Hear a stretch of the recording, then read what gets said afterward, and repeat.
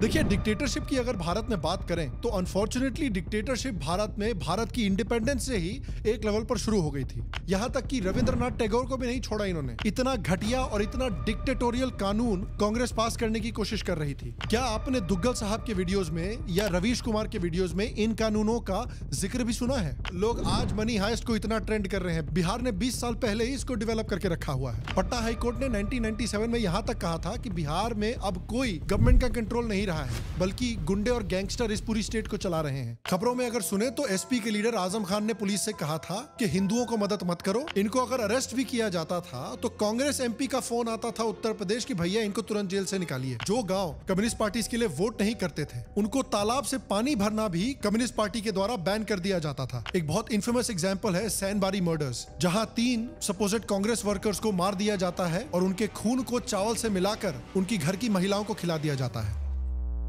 तो आजकल मार्केट में कुछ डेमोक्रेसी के नए रक्षक आए हैं। उन्होंने भारत पर एक डिक्टेटरशिप बनने का आरोप लगाया है। 2024 की ये इलेक्शन यही आखिरी मौका है हम सबके लिए, वोटिंग की ताकत से देश को बचाने का, देश की डेमोक्रेसी को बचाने का। खुद डेमोक्रेसी के नए मसीहा प्रॉफिट दुग्गल मसीहा सल्लाहु मुर्ग मुसल्लम 1008 ने अपने वीडियोस और इंटरव्यूज में हजारों बार मोदी और बीजेपी की गवर्नमेंट को एक डिक्टेटरशिप कहा है। देश को डिक्टेटरशिप की ओर गिरने से बचाने के, हमें देश को डिक्टेटरशिप की ओर गिरने से बचाना है। फ्री और फेयर इलेक्शन ही नहीं है तो किस बात की डेमोक्रेसी? उन्होंने डिक्टेटोरियल करने की कोशिश करी है, उसे डेमोक्रेसी का सिपाही बनना चाहिए। इनकी रवीश कुमार, आकाश बनर्जी और बहुत सारी मीडिया की अगर माने तो ये देश को एक पूरी 100% डिक्टेटरशिप बनने से बचाने का आखिरी मौका है 2024 का इलेक्शन। उसके बाद भारत की डेमोक्रेसी वैसे ही गायब हो जाएगी जैसे संदेश खली और लिकर स्कैम पर इन लोगों के सवाल और हार्दिक पांड्या के फैंस गायब हुए थे।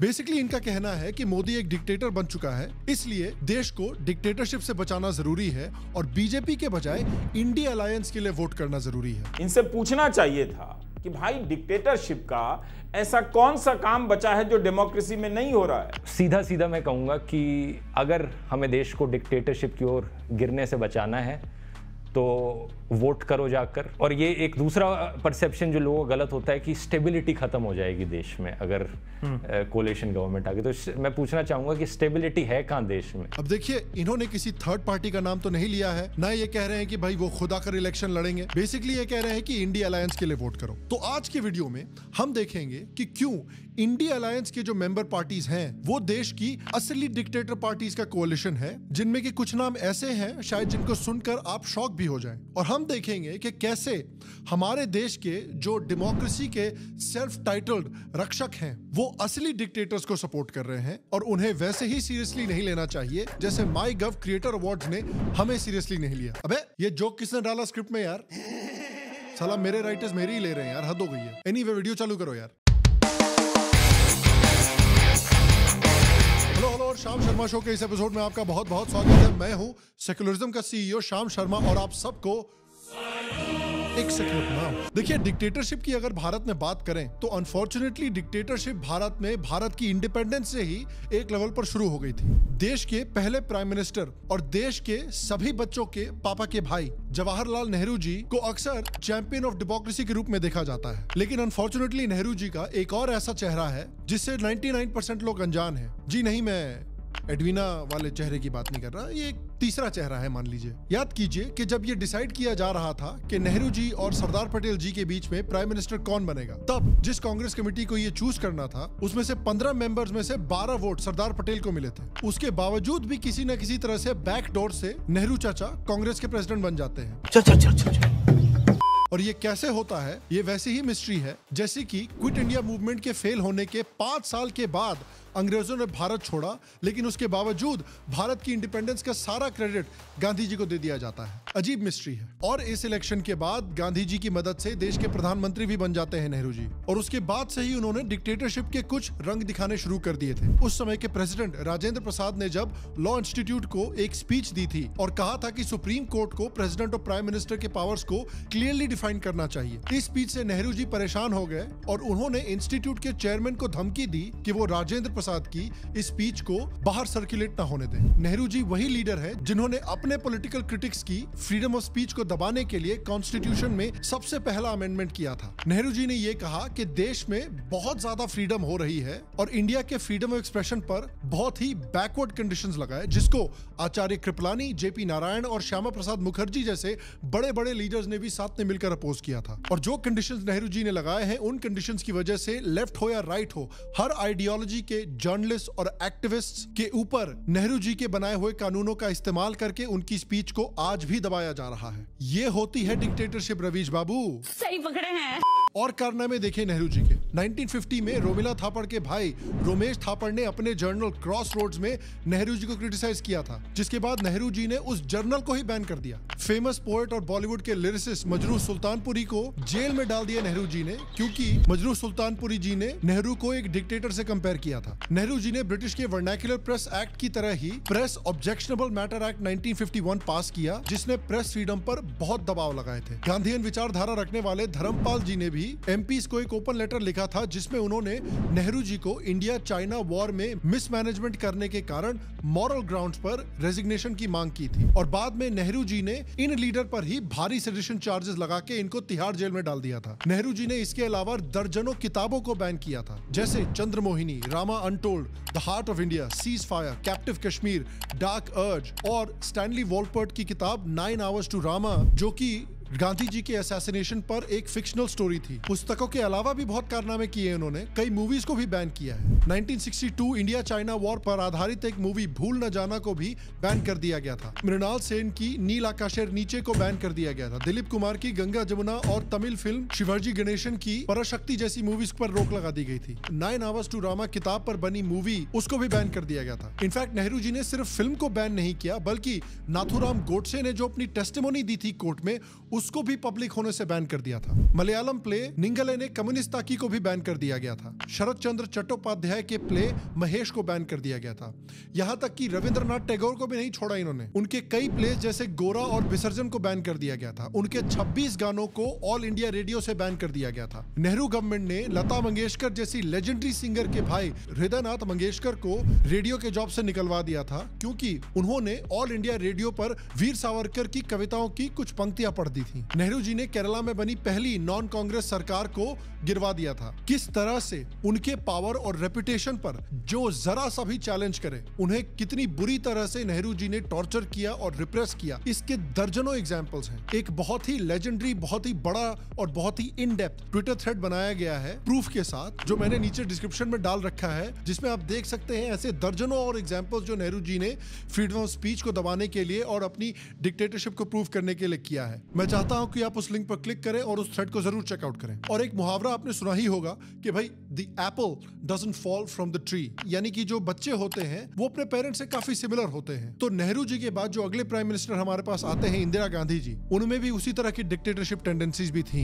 इनफैक्ट इंदिरा गांधी ने जब देखा कि उनकी पावर खोने के खतरे में है, तो उन्होंने डेमोक्रेटिक प्रोसेस का इस्तेमाल करने के बजाय 25 जून 1975 को इंडिया में इमरजेंसी घोषित कर दी, जो बेसिकली एक तरह से प्राइम मिनिस्टर को डिक्टेटरशिप बना देती है। और ये इमरजेंसी 21 महीने यानी ऑलमोस्ट 2 साल तक चली। आज लोग कंप्लेन कर रहे हैं कि बीजेपी अगर भारी बहुमत से जीत कर आती है तो डेमोक्रेटिक प्रोसेस का इस्तेमाल करके कॉन्स्टिट्यूशन को अमेंड करेगी, जिसको ऑलरेडी डेमोक्रेटिक प्रोसेस का इस्तेमाल करके 106 बार अमेंड किया जा चुका है। लेकिन इंदिरा गांधी जी ने तो कॉन्स्टिट्यूशनल प्रोविजंस को पूरी तरह से इग्नोर करके कॉन्स्टिट्यूशन को ऐसे एडिट करना शुरू कर दिया जैसे वो उनके लैपटॉप पर एक गूगल शीट हो। 5 नवंबर 1971 को 24th अमेंडमेंट लाया गया, जिसमें कहा गया कि संसद कॉन्स्टिट्यूशन के किसी भी पार्ट में चेंजेस ला सकती है। और 1972 के अप्रैल में 25th अमेंडमेंट लाया गया। इसके तहत प्रॉपर्टी के फंडामेंटल राइट्स को कर्टेल किया गया और कहा गया कि पब्लिक यूज के लिए अगर प्राइवेट प्रॉपर्टी को जब्त किया जाता है तो कॉम्पेंसेशन का अमाउंट सरकार ही तय करेगी, उसमें कोर्ट्स किसी भी तरह का इंटरफेरेंस नहीं कर सकती। और इमरजेंसी लागू होते ही human rights, fundamental rights, freedom of speech, freedom of expression के साथ वही किया गया जो बाजीगर फिल्म में शाहरुख खान ने शिल्पा शेट्टी के साथ किया था। प्रेस की आजादी पूरी तरह से छीन ली गई। कई वरिष्ठ पत्रकारों को जेल भेज दिया गया। अखबार तो बाद में फिर छपने भी लगे, लेकिन उनमें भी क्या छापा जा रहा था ये पहले सरकार को बताना पड़ता था। प्रेस इंफॉर्मेशन ब्यूरो से पहले वो पूरी खबर चेक करानी पड़ती थी और तब जाकर वो अखबार में छपती थी। जिस तरह से आप और मैं शादी में जाके खाना ठूसते हैं, उसी तरह से इंदिरा गांधी ने पॉलिटिकल लीडर्स को जेल में ठूसना शुरू किया। चाहे मोरारजी देसाई हो, आचार्य कृपलानी हो, अटल बिहारी वाजपेयी हो, लाल कृष्ण आडवाणी, जयप्रकाश नारायण, चरण Singh, George Fernandes, Devilal, Arun Jaitley, HD Deve Gowda, Lalu Prasad Yadav, Mulayam Singh, MK Stalin, Nanaji Deshmukh, किसी को भी नहीं छोड़ा। पॉलिटिकल लीडर्स के साथ साथ 1 लाख से ज्यादा लोगों को जेल में डाला गया। जो न्यूज़पेपर उनके खिलाफ न्यूज छापते थे, उन न्यूज़पेपर्स को बंद करा दिया जाता था। इमरजेंसी के दौरान ही कांग्रेस के संजय गांधी ने देश के लोगों की जबरदस्ती नसबंदी करानी शुरू की, इंडिया की पॉपुलेशन को कंट्रोल करने के लिए। इसके लिए वर्ल्ड बैंक ने उसको $66 मिलियन का लोन भी दिया और 6.2 मिलियन लोगों की कुछ रिपोर्ट्स के मुताबिक जबरदस्ती नसबंदी कराई गई थी भारत में। तो यार, मोदी को आज डिक्टेटर बुलाया जा रहा है। इसको देख के इंदिरा गांधी भी सोचती होंगी कि यार, हमारी अचीवमेंट की कोई इज्जत ही नहीं है इस देश में। और अगर कांग्रेस की बात चल ही रही है तो UPA 1 और UPA 2 को भी देखना चाहिए, किस तरह से वहां पर फ्रीडम ऑफ एक्सप्रेशन को दबाया गया है। जर्नलिस्ट सीमा आजाद के ऊपर फेक UAPA केसेस लगाकर उनको जेल में फेंक दिया गया और फिर 2012 में उनके खिलाफ प्रूफ ना होने पर उनको रिलीज भी करना पड़ा गवर्नमेंट को। अर्जुन फेरेरा को 2007 में अरेस्ट किया गया। जर्नलिस्ट वर्णन के ऊपर UAPA लगा के उनको 2007 में अरेस्ट किया गया। 2007 में जर्नलिस्ट प्रशांत राही को अरेस्ट किया गया। 2012 में जी न्यूज के top officials editor Sudhir Chaudhary और बिजनेस हेड समीर अहलूवालिया को अरेस्ट करवा दिया जाता है क्योंकि उन्होंने स्टिंग ऑपरेशन से कोल स्कैम और नवीन जिंदल, जो कि एक कांग्रेस MP हैं, और उनकी कंपनी जिंदल स्टील और पावर लिमिटेड को एक्सपोज किया था। और कांग्रेस के अलग अलग स्कैम्स जब एक्सपोज होने लगे थे मीडिया के द्वारा, तो उन सारे मीडिया रिपोर्ट्स को कांग्रेस ने दबाने की कोशिश की थी। जब इंडिया में इंटरनेट यूसेज और सोशल मीडिया यूसेज तेजी से फैलने लगा, तब कांग्रेस के घोटाले भी सर्कुलेट होने लगे सोशल मीडिया पर, और उनको दबाने के लिए कांग्रेस ने कई जर्नलिस्ट के सोशल मीडिया अकाउंट बंद किए और कई social media right wing groups भी बंद किए ताकि ये न्यूज ना फैल सके। दिल्ली के 2 पत्रकार शिव अरूर और कंचन गुप्ता, उनके अकाउंट भी सस्पेंड किए गए। विश्व हिंदू परिषद के नेता प्रवीण तोगड़िया के ट्विटर अकाउंट्स और वेबसाइट जैसे कि संघपरिवार.org,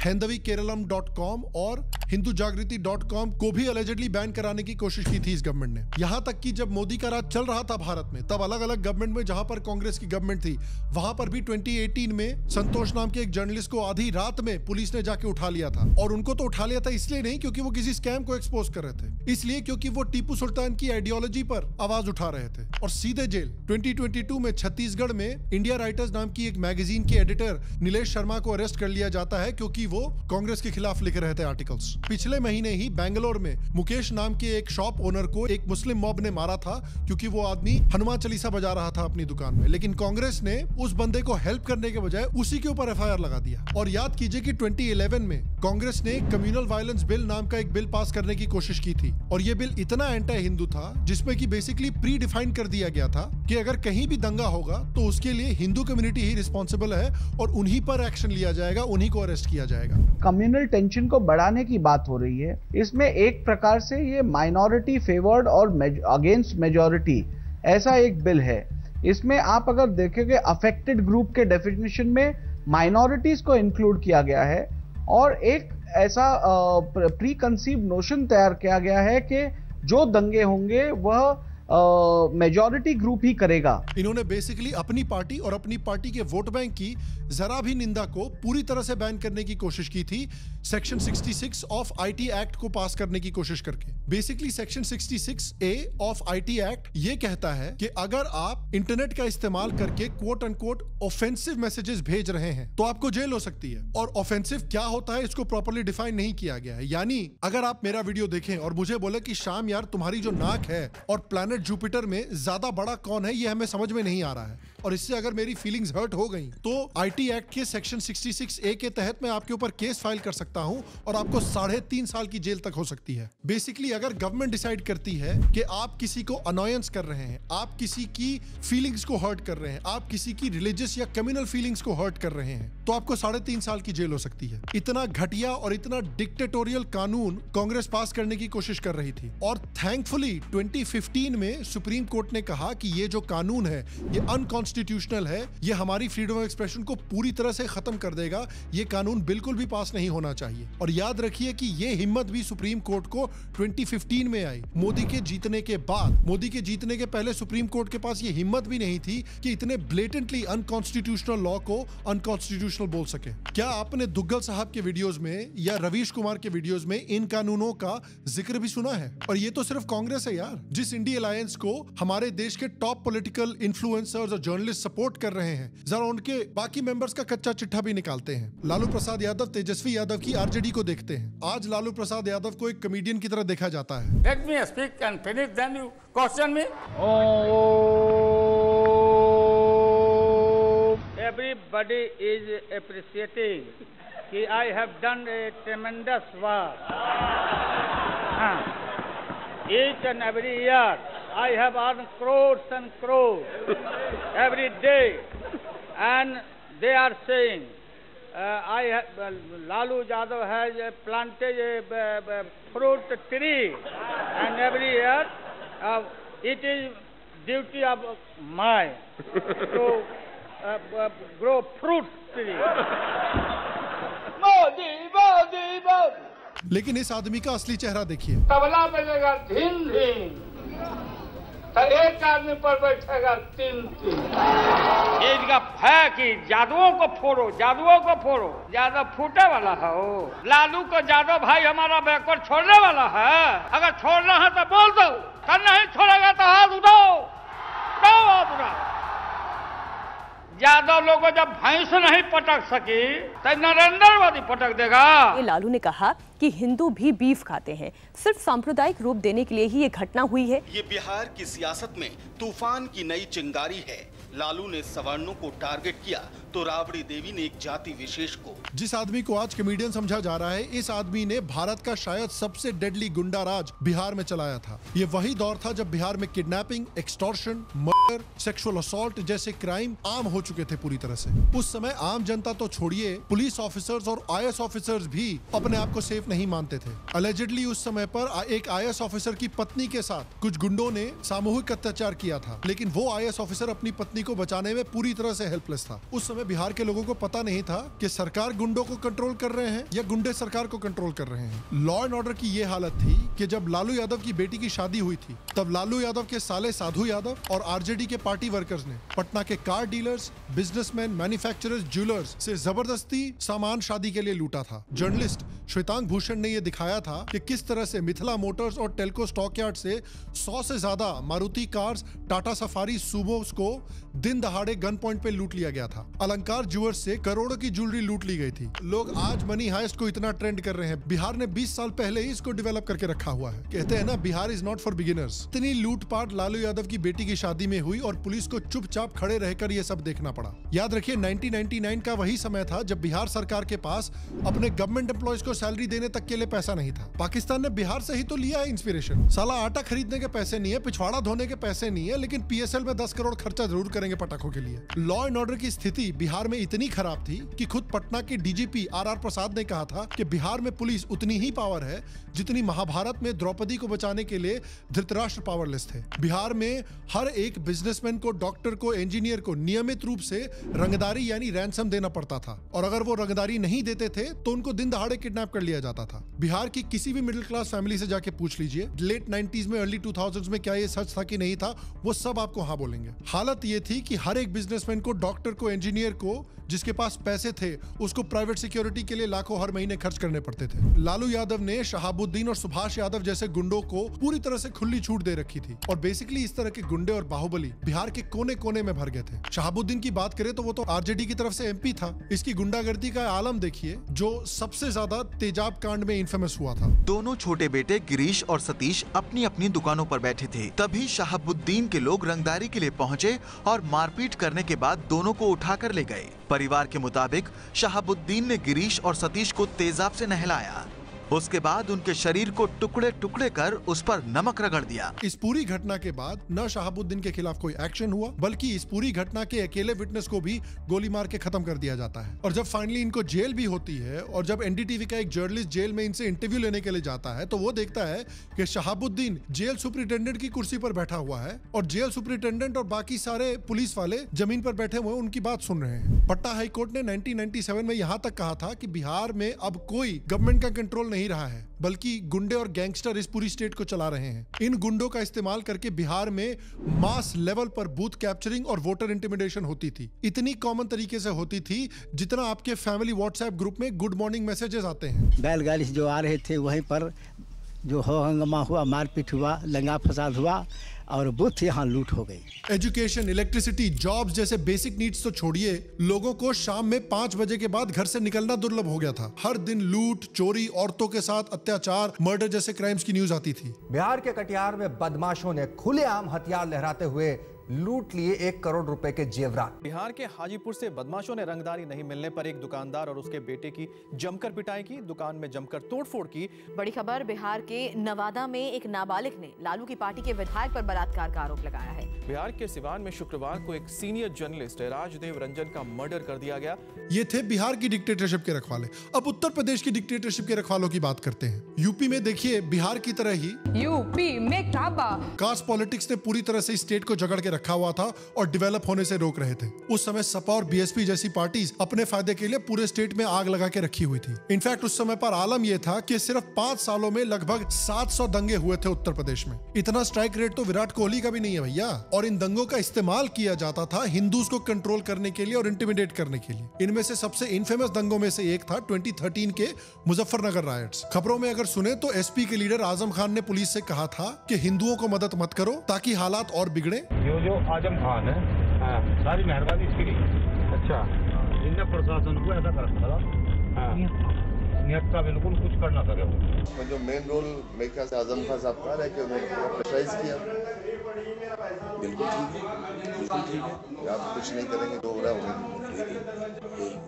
और बेसिकली अगर आप समझने की कोशिश कीजिए तो हिंदुओं को एक सबक सिखाने की कोशिश थी है। इसके अलावा जिस तरह से बिहार में गुंडा राज चल रहा था, उसी तरह से उत्तर प्रदेश में माफिया राज चल रहा था। ये भी एक प्रकार की डिक्टेटरशिप ही थी। बेसिकली उत्तर प्रदेश के अलग अलग एरियाज में अलग अलग माफिया और गुंडों ने अपना कंट्रोल जमा लिया था। उस समय की पॉलिटिकल पार्टीज ने अपने इलेक्टोरल गेन्स के लिए इन माफिया को सपोर्ट करना शुरू किया और इसका नतीजा ये निकला कि पॉलिटिकल पार्टीज के सपोर्ट से ये जो माफियाज थे, ये यूपी के कोने कोने में इलीगल कंस्ट्रक्शन, एक्सटॉर्शन, रंगदारी, स्मगलिंग, किडनैपिंग और ड्रग्स का बिजनेस करने लगे। और पॉलिटिकल पार्टीज को ये माफिया इस तरह से मदद करते थे कि वोटर इंटिमिडेशन, बूथ कैप्चरिंग और इन पार्टीज के लिए वोटर से वोट करवाते थे। यूपी में आप देखिए कितने बड़े बड़े माफिया डॉन्स बन गए थे, जैसे मुख्तार अंसारी, राजा भैया, विकास दुबे, अतीक अहमद। और ना सिर्फ ये गुंडे और माफिया डॉन्स थे, बल्कि इन्होंने तो राजनीति भी ज्वाइन कर ली थी। आज के प्रयागराज और तब के इलाहाबाद में सरकारी ठेकेदारी, खनन और उगाही के धंधे में सिर्फ एक नाम चलने लगा, अतीक अहमद का नाम। और इन लोगों का पावर ऐसा था कि पुलिस इनको टच भी नहीं कर सकती थी। इनको अगर अरेस्ट भी किया जाता था तो कांग्रेस एमपी का फोन आता था उत्तर प्रदेश की, भैया इनको तुरंत जेल से निकालिए। प्रयागराज में रहने वाले कांग्रेस सांसद को पूरी खबर दी गई। ये बताया जाता है कि वो सांसद प्रधानमंत्री राजीव गांधी का करीबी था। दिल्ली से फोन लखनऊ आया, लखनऊ से फोन किया गया इलाहाबाद और पुलिस ने अतीक अहमद को छोड़ दिया। और आप सोचिए कि इस समय पर पुलिस का क्या हाल हुआ होगा। ये इन गुंडों को, माफिया को पकड़ने के लिए अपनी जान जोखिम में डालकर इनको अरेस्ट करते थे, लेकिन प्राइम मिनिस्टर्स ऑफिस से फोन आता था कि इन गुंडों को छोड़ दो। अतीक अहमद जैसे गुंडे जो थे, उनके ऊपर अलेजिडली सपा का डायरेक्ट हाथ था और ये अखिलेश यादव को और मुलायम यादव को अपने बॉस की तरह मानता था कि हम लोग के नेता मुलायम सिंह यादव जी हैं, लेकिन एज ए मुख्यमंत्री हम लोग को अखिलेश पसंद है। ये होती है डिक्टेटरशिप भैया। इमेजिन कीजिए पुलिस की पावरलेसनेस। इन माफिया की पावर इतनी थी कि पुलिस के एसएसपी इनके घर जाके इनसे मिला करते थे। ये तो इतना पावरफुल हो गया है कि एसएसपी इसके घर इससे मिलने जाते हैं। आप याद कीजिए कि किस तरह से 2001 में माफिया डॉन विकास दुबे ने सबके सामने पुलिस स्टेशन में यूपी के कैबिनेट मिनिस्टर को मरवा दिया था, लेकिन कोई कुछ नहीं कर पाया। इस लेवल का आतंक था इन माफिया का। ये पार्टीज आज इंडिया अलायंस की मेंबर है, लेकिन इन पार्टीज में डिक्टेटरशिप हमारे डेमोक्रेसी के मसीहों को नहीं दिखती है। फिर इनके चहेते आम आदमी पार्टी को देख लेते हैं, जिन्होंने अपने कार्यकाल में क्लीन गवर्नेंस की बात करते थे, जिनके लीडर अरविंद केजरीवाल शंकर महादेवन के ब्रेथलेस सॉन्ग की तरह ही कांग्रेस के करप्ट लीडर्स के नाम गिनवा दिया करते थे। कोयला घोटाला, 2G घोटाला, कॉमनवेल्थ घोटाला, सलमान खुर्शीद घोटाला, रॉबर्ट वाड्रा घोटाला, जमीन घोटाला, आदर्श घोटाला। ये लोग अच्छी और क्लीन पॉलिटिक्स के वादे से पावर में आए थे, लेकिन पावर में आते ही इन्होंने तो उन्होंने रिवर्स कर दिया। आप एक यूट्यूबर को ही ले लो जिसने एक यूनिवर्सिटी जो एक आम आदमी पार्टी का एमपी चलाता है उसके बाहर किस तरह से देह व्यापार हो रहा था, उस धंधे को एक्सपोज किया था। इस वजह से पंजाब पुलिस को जम्मू भेजा गया और उस यूट्यूबर को अरेस्ट किया गया। फिर रचित कौशिक, जिसे लोग सब लोकतंत्र के नाम से जानते हैं, उसको पंजाब पुलिस अरेस्ट करने के लिए मुजफ्फरनगर चली गई और उसके फैमिली की शादी से उठाकर उसको पंजाब ले जाया गया धमकाने के लिए। पंजाब पुलिस ने बीजेपी लीडर तजिंदर बग्गा को भी दिल्ली जाके उसके घर के अंदर घुस के उसको अरेस्ट करके पंजाब ले जाने की कोशिश की थी। और सिर्फ बीजेपी लीडर्स को ही नहीं धमकाया गया है, कांग्रेस के लीडर प्रताप सिंह बाजवा ने भी यह एलिगेशन लगाया है आम आदमी पार्टी के ऊपर कि पंजाब पुलिस का वो गलत इस्तेमाल कर रहे हैं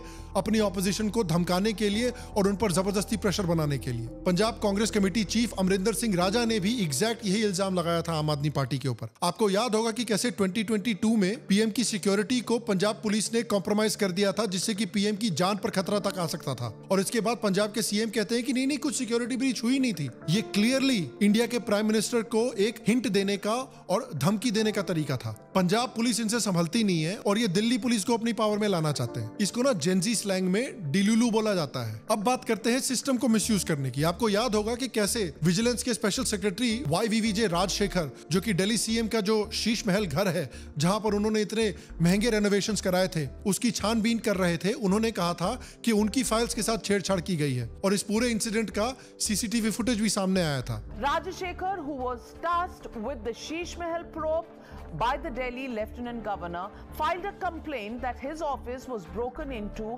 and sensitive files, including those pertaining to renovation of the Delhi Chief Minister's 6 Flagstaff Road residence, could have been tampered with by unknown people in the middle of the night. आज हमारी democracy के मसीहा जो हैं दुग्गल साहब और रवीश कुमार, ये complain कर रहे हैं कि इन्वेस्टिगेटिव एजेंसीज का गलत इस्तेमाल किया जा रहा है, उनको कुछ ज्यादा ही पावर दे दी गई है। लेकिन आप याद कीजिए कि आम आदमी पार्टी थी और अरविंद केजरीवाल थे जो चाहते थे कि इन्वेस्टिगेटिव एजेंसीज को और भी एक्स्ट्रा पावर्स दी जाए और करप्शन के चार्जेस लगने पर तुरंत जेल में भेज दिया जाए। एक ऐसा कानून बना दो कि अगर कोई भ्रष्टाचारी भ्रष्टाचार करे तो उसको जेल होनी चाहिए, उसकी संपत्ति जब्त होनी चाहिए और उसको नौकरी से बर्खास्त किया जाए। ऐसे कानून की हम लोग मांग कर रहे थे। कल तक कहते थे सोनिया गांधी जी को जेल में डालो, 2 दिन इंटेरोगेट करो, सब सच बाहर आएगा।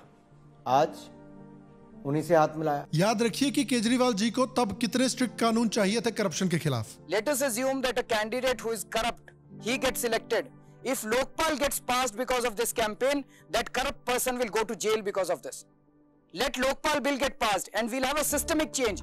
Let's not start identifying candidates and trying to say that this man is clean and this man is corrupt. Let's build a system where if someone indulges in corruption, the system takes care of that, which we don't have in our country today. ये लोग पूरी तैयारी में थे कि जब इनके पास power आएगा तो ये इन्वेस्टिगेटिव एजेंसीज को ओवररीचिंग पावर्स दे देंगे ताकि ये अपने पॉलिटिकल राइवल्स को जेल में ठूस सकें। लेकिन क्या करें, कंट्रोल नहीं कर पाए, अलेजेडली खुद करप्शन कर दिया। और मैंने आपको ऑलरेडी दिखाया है कि ये कैसे पंजाब पुलिस का गलत इस्तेमाल कर रहे हैं अपने पॉलिटिकल अपोनेंट्स को इंटिमिडेट करने के लिए। इन्वेस्टिगेटिव एजेंसीज अगर इनके कंट्रोल में होती तो लॉजिक यही डिक्टेट करता है कि उनका भी गलत इस्तेमाल किया जाता पॉलिटिकल विच हंट्स में। ये लोग हैं डेमोक्रेसी के लास्ट होप, जिनको हमारे डेमोक्रेसी के मसीहा दुग्गल साहब और बवासीर कुमार प्रमोट कर रहे हैं। ये तो वही बात हुई कि स्कैम के खिलाफ आवाज उठाने वाले गलती से एक अलेजेड क्रिप्टो करेंसी स्कैम को ही प्रमोट कर दे रहे हैं। उपसी।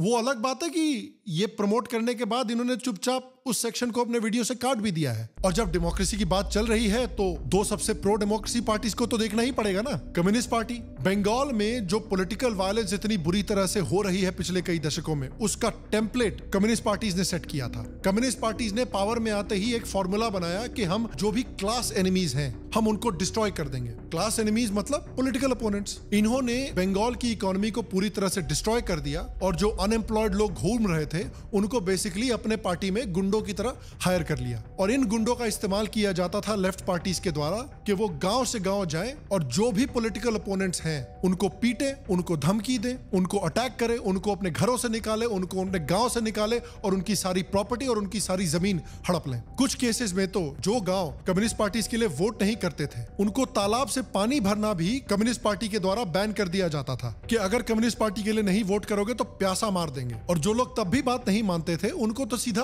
साफ ही कर दिया जाता था ताकि पॉलिटिकल अपोनेंट्स में एक परमानेंट डर बैठा रहे। एक बहुत इन्फेमस एग्जांपल है सैनबारी मर्डर्स, जहां 3 सपोजेड कांग्रेस वर्कर्स को मार दिया जाता है और उनके खून को चावल से मिलाकर उनकी घर की महिलाओं को खिला दिया जाता है। एक और बहुत ही इन्फेमस एग्जांपल था मरीझपी मैसेकर, जहां पर हजारों हिंदू रेफ्यूजीज जो बेचारे बांग्लादेश से भाग कर आए थे, जहां पर उनको इस्लामिस्ट परसिक्यूट कर रहे थे, वो मरीझपी आइलैंड में आकर सेटल हुए थे और कम्युनिस्ट गवर्नमेंट ने कहा कि नहीं, आप यहाँ नहीं रह सकते, आप वापस बांग्लादेश जाइए। और ये सारे के सारे जो लोग थे वो मेनली शेड्यूल्ड कास्ट और ओबीसी कम्युनिटी से आते थे, जिनमें से 1700 लोगों को कम्युनिस्ट पार्टी ने मैसेकर कर दिया। ये वही लोग हैं जिनको कम्युनिस्ट अपेरेंटली अपलिफ्ट करना चाहते थे, इतना अपलिफ्ट कर दिया कि सीधे ऊपर ही पहुंचा दिया। ये जो मरीझपी मैसेकर जो है, ये इंडिया की हिस्ट्री में one of the worst state sponsored killing of citizens माना जाता है। और आज तक मरीझपी मैसेकर के लिए किसी भी कम्युनिस्ट को या कम्युनिस्ट पार्टी मेंबर को अकाउंटेबल नहीं रखा गया है, किसी के ऊपर केस नहीं हुआ है, किसी को जेल नहीं हुई है। ये है इंडिया अलायंस के मेंबर। और जब फाइनली वेस्ट बंगाल में लेफ्ट हारी तो बंगाल के लोगों को लगा कि फाइनली उनकी जिंदगी सुधरेगी। इतनी खुशी मुझे,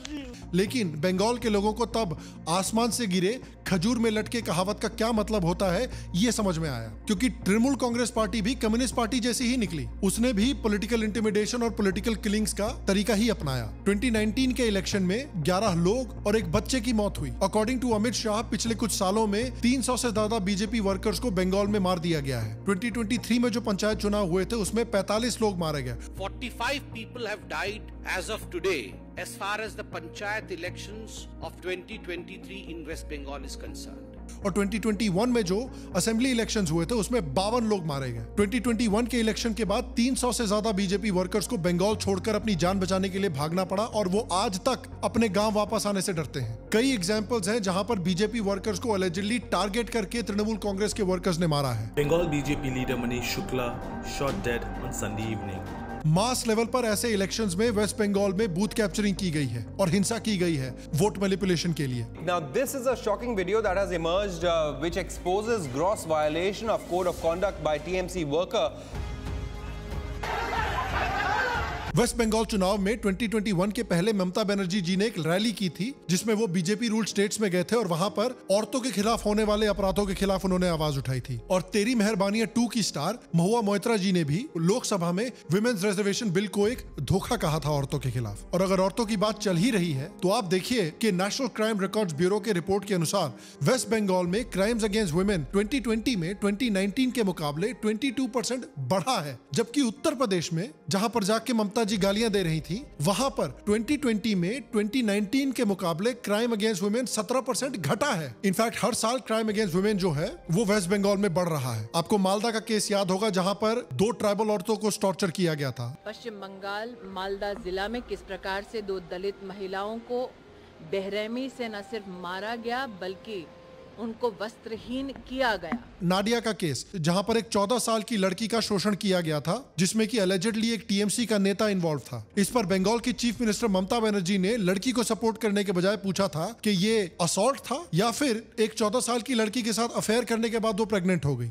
বারবার একটা বাচ্চা মেয়ে মারা গেছে নাকি রেপ হয়ে, আপনি রেপ বলবেন না প্রেগনেন্ট বলবেন না লাভ অ্যাফেয়ার্স বলবেন? এটা এনকোয়ারি করেছেন কি? तुम्हें शर्म है कुछ? और उसके बाद संदेश खली का तो लेटेस्ट केस आपको पता ही होगा जहां पर शाहजहां शेख नाम का एक टीएमसी का नेता है जो जबरदस्ती लोगों की जमीन प्रॉन कल्टीवेशन के लिए हड़प रहा था और अलग अलग फैमिलीज की औरतों को टॉर्चर, हरास और उनका शोषण कर रहा था। संदेशकारीते থাকাটাই খুব রিস্কি হয়ে যাচ্ছে।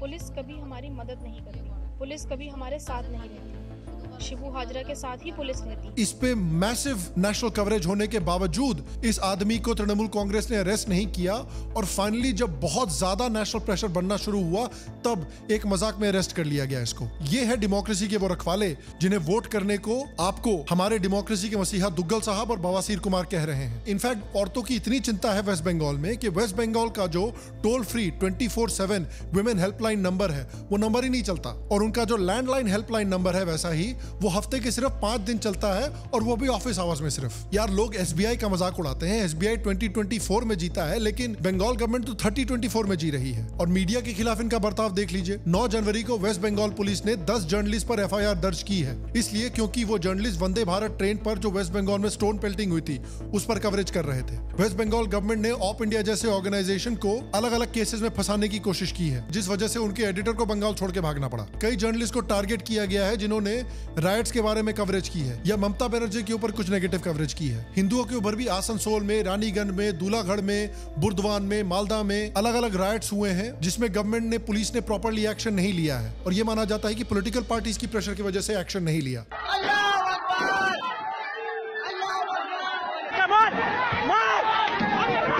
ये वो लोग हैं जो समुदाय विशेष के खौफ की वजह से अपना घर छोड़कर सुरक्षित जगह पर जा रहे हैं। और ये काम हिंदू कम्युनिटी को दबाने के लिए, इंटिमिडेट करने के लिए, ताकि वो तृणमूल कांग्रेस के लिए वोट करते रहें, इसके लिए किया गया है माना जाता है। इन लोगों को आप कंपेयर कीजिए प्राइम मिनिस्टर मोदी से। इन लोगों के सामने प्राइम मिनिस्टर मोदी कितने चीप डिक्टेटर लगते हैं यार। फार्मर्स खुलेआम आके प्रोटेस्ट करते हैं, महीनों तक सड़कें जाम करते हैं और मोदी जी कानून वापस ले लेते हैं। कि हमने 3 कृषि कानूनों को वापस लेने का, रिपील करने का निर्णय लिया है। CA कानून पास होता है, लोग महीनों तक दिल्ली की सड़कें जाम करके रखते हैं, 2 दिन तक खुलेआम दंगे करते हैं और मोदी जी कुछ नहीं करते। ये बनेंगे डिक्टेटर। ये तो चाइना का माल है। ये किस तरह का डिक्टेटर है यार? ये तो उसी तरह का डिक्टेटर है कि जब आप अपनी मम्मी से कहते हैं कि आपको नाइकी के जूते वो ला कर दे, तब आपकी मम्मी पालिका बाजार से माइकी के जूते खरीद के ले आती है जिसमें 1 टिक के बजाय 2 टिक्स होते हैं। यार इशू क्या है इस इलेक्शन में, खासकर ये जो डेमोक्रेसी के मसीहा हैं इनके साथ, मैं आपको बताता हूँ। इनको देखिए, मोदी से आइडियोलॉजिकल डिफरेंसेस हैं,